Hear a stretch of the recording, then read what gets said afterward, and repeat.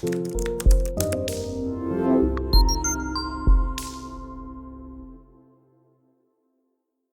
faut faire attention quand on parle de message haineux, puisque c'est devenu comme un instrument pour certains politiciens et qui en tire aussi des bénéfices. Mais moi j'ai voulu qu'on aille plus loin pour parler de mensonges, puisque dans les messages que nous devons recevoir, des fois il y a des messages de mensonges et nous devions rechercher le message de vérité.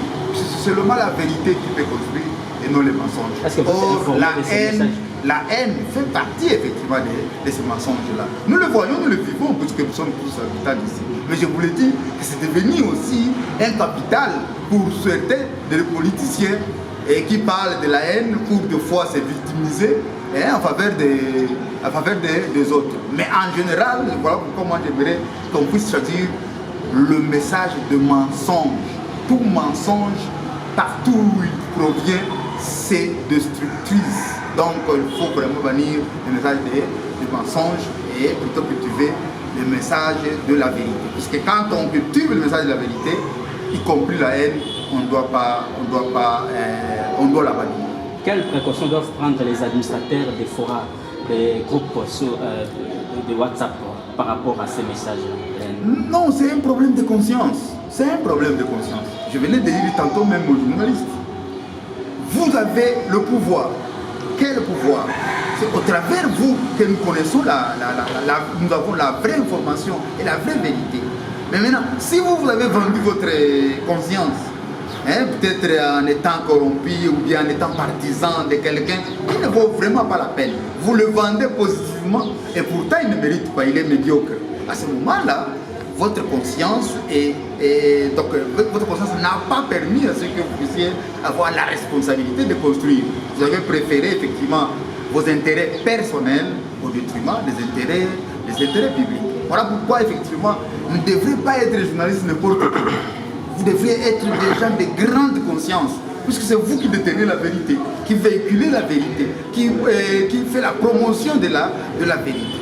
Donc malheureusement, avec les conditions dans lesquelles vous exercez votre métier, des fois on ne vous donne pas les moyens qu'il faut pour qu'exactement vous soyez réellement ce quatrième pouvoir qui est une réalité.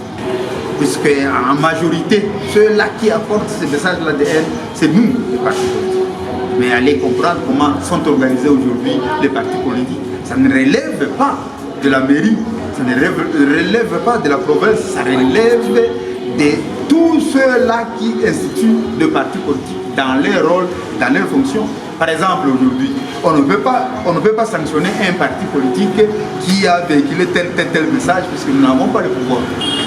Mais si, dans les règles de jeu, la loi au niveau national pouvait exactement être très rigoureuse sur cela, je crois qu'il y a lieu qu'on puisse diminuer ces messages. Mais il y a une loi qui est là, et est-ce que vous n'avez pas une autorité? Non, nous n'avons pas l'autorité de pouvoir.